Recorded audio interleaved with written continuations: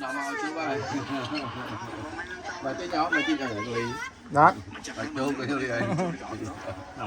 Không, cái đang ở nhú này là nhú. Ai ơi. Ủa cho mưa lại.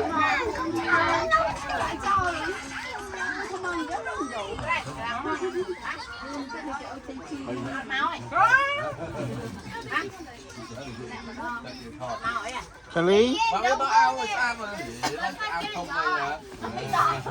Trên sụp lao. Lươn lên chụp phô tụi đó. người ban mau chung hết rồi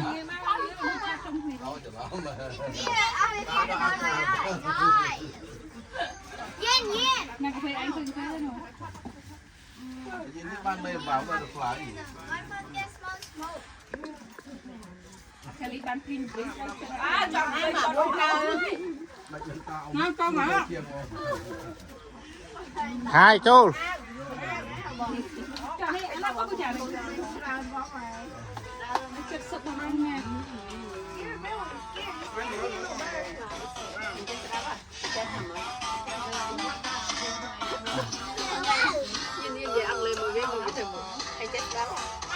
Chán.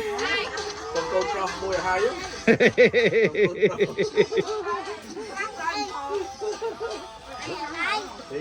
Thì xôi tớ bán pro mì. giờ bị bắt bao cái nó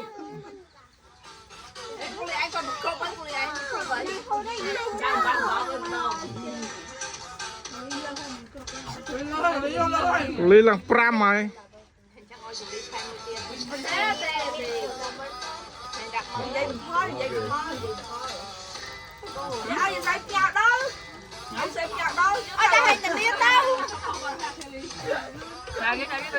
nhà côn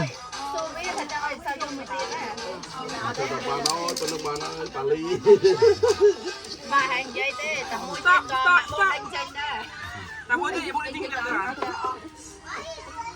Về đây sao rồi cả? Mẹ mà tóc đây, tao hãy Cái chia tay lũ về ở đồng máu vô thì đấy gì đó môi bi bay. Camera xin nữa sao à? Đúng không? Mấy nè rồi mà. Camera thế này. xử lý Lúc cái đây là môi bi bay. Camera thế này, hai này mất trong cái những ai mà hai bên. Thế thì đây là anh chưa có bán nó hơi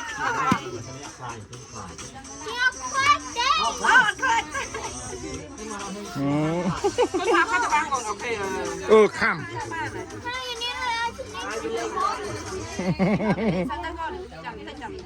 mà đinh chậm mũi tiết mà đinh chậm mũi tiết thấy vô rồi vô rồi hoa anh thì vô rồi bạn tung nhiều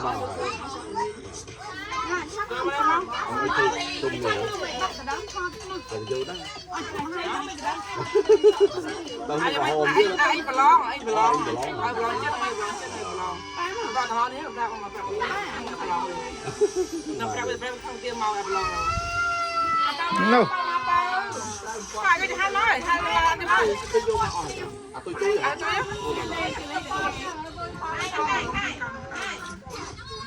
lắm á vô con lỗi ai vô con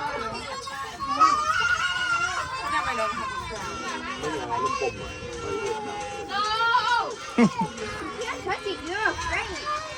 ăn áo tia nhâm play khơi môn này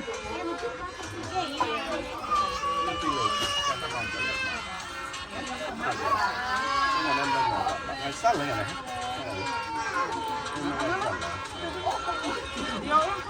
vô hai mà có mà